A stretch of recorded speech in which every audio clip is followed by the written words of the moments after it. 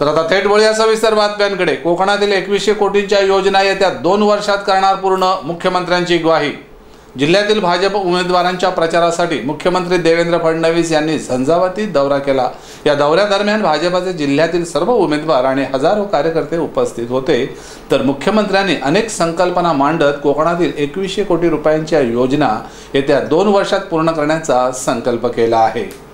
राज्याचे मुख्यमंत्री देवेंद्र फडणवीस यांनी नगर परिषदा तसेच नगरपंचायत यांच्या प्रचारार्थ रत्नागिरी येथे प्रचारसभा घेतली। यावेळी भाजपचे जिल्हाध्यक्ष बाळमाने, जिल्हा सरचिटणीस प्राध्यापक नाना शिंदे, राज्याचे वैद्यकीय मंत्री रवींद्र चव्हाण, प्रदेश प्रवक्ते मधु चव्हाण, महिला मोर्चाच्या प्रदेशाध्यक्षा माधवी नाईक, माजी आमदार विनय नातू, ॲडव्होकेट बाबा परुळेकर, माजी नगराध्यक्ष अशोक मयेकर, उमेश कुलकर्णी, अनिकेत पटवर्धन, प्रशांत लिंगणकर यांच्यासह अनेक पदाधिकारी आणि नगर परिषद निवडणुकीतील नगराध्यक्ष पदाचे उमेदवार तसेच नगरसेवक पदाचे उमेदवार आणि हजारो कार्यकर्ते उपस्थित होते। यावेळी प्रथम जिल्हा सरचिटणीस नाना शिंदे यांनी प्रस्तावना केली, तर जिल्हा परिषदेचे उपाध्यक्ष सतीश शेवडे यांनी मच्छीमारांचे प्रश्न शासन मार्गी लावेल तसंच जिल्ह्यातील शैक्षणिक दर्जा उंचावण्यासाठी प्रयत्न केले जातील असं सांगितलं। अशोक मयेकर, शिल्पा पटवर्धन, दीपक पटवर्धन, विनय नातू, माधवी नाईक तसेच महेंद्र मयेकर यांनी कमी वेळात आपले विचार मांडले। त्यानंतर मुख्यमंत्री यांनी विविध मुद्द्यांवर आपले परखड मत मांडलंय। या देशामध्ये मोठ्या प्रमाणात नागरीकरण होत आहे। भारत ज्यावेळी स्वतंत्र झाला, महात्मा गांधी तेव्हा असं म्हणायचे की भारत हा गावांमध्ये राहतो, तो खेड्यांमध्ये राहतो, तो ग्रामीण भागामध्ये राहतो, आणि ते सत्य होतं। भारताची 80% लोकसंख्या ही गावांमध्ये राहायची आणि 20% लोकसंख्या ही शहरांमध्ये राहायची।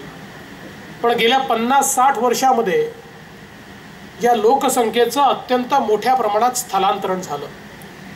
महाराष्ट्रासारखं राज्य, हे राज्य पूर्वी गावांमध्ये राहायचं, पण आज महाराष्ट्राची स्थिती अशी आहे की महाराष्ट्र गावांमध्येही राहतो आणि महाराष्ट्र शहरामध्येही राहतो। महाराष्ट्राची 50% लोकसंख्या 11,20,00,000पैकी जवळजवळ 5.5 कोटी लोकसंख्या ही आज वेगवेगळ्या 300 शहरांमध्ये राहते। आणि म्हणून गेल्या 50-60 वर्षामध्ये महाराष्ट्रात आणि देशामध्ये मोठ्या प्रमाणात शहरीकरण झालं। याकरता विकास आराखडे असतील, डेव्हलपमेंट प्लॅन असतील, टीपी स्कीम्स असतील, या मोठ्या प्रमाणात अप्रूव्ह करण्याचं काम हे राज्य सरकारने सुरू केलं आहे।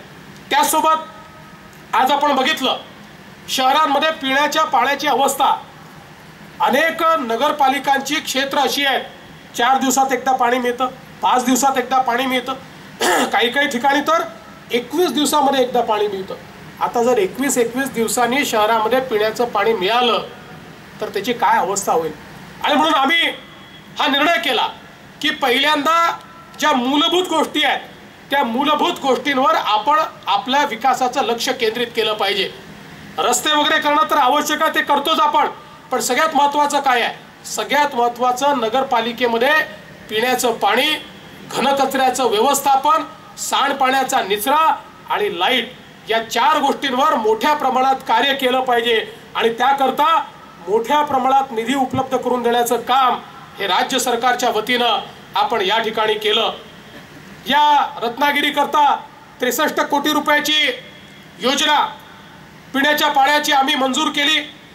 आणि मागच्या काळात आणि या काळातला फरक काय आहे तर पूर्वी योजना मंजूर व्हायच्या, पण त्या योजना कालावधीत पूर्ण व्हायच्या नाही।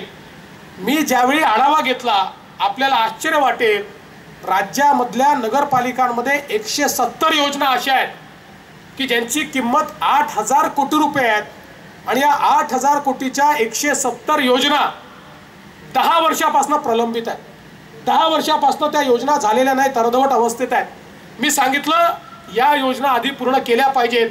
त्याचे 3 टप्पे केले। पहिल्या टप्प्यामध्ये आम्ही 55 योजना करू, दुसऱ्या टप्प्यात 55 करू आणि तिसऱ्या टप्प्यात सगळ्या योजना 3 वर्षामध्ये हे 8,000 कोटी रुपये पूर्ण देऊन या अर्धवट असलेल्या 10 वर्षापासून बंद असलेल्या या सगळ्या योजना आम्ही करणार आहोत।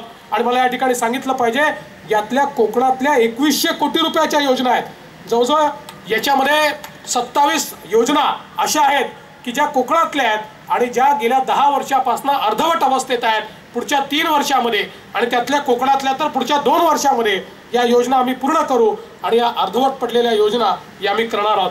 पण त्यासोबत आता आम्ही काय ठरवलंय की आता ज्या योजनांना आम्ही पैसा देतो त्याच्यामध्ये आम्ही पैसा दिल्यानंतर 1 महिन्यामध्ये टेंडर निघालं पाहिजे, 100 दिवसामध्ये वर्क ऑर्डर झाला पाहिजे आणि त्याच्या वर्क ऑर्डरमध्ये त्याचा कालावधी मेन्शन केला पाहिजे।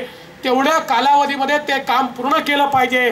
कोणालाही एस्केलेशन मिळणार नाही, अधिकचा पैसा मिळणार नाही, दिलेल्या पैशामध्ये काम पूर्ण झालं पाहिजे। मात्र मुख्यमंत्र्यांच्या येण्याने पुन्हा एकदा विकासाचे पर्व रत्नागिरीत येईल अशी आशा जनतेतून व्यक्त केली जात आहे। तरी देखील सर्वांनी एकत्रित येऊन प्रामाणिकपणे काम करण्याची खरी गरज आहे।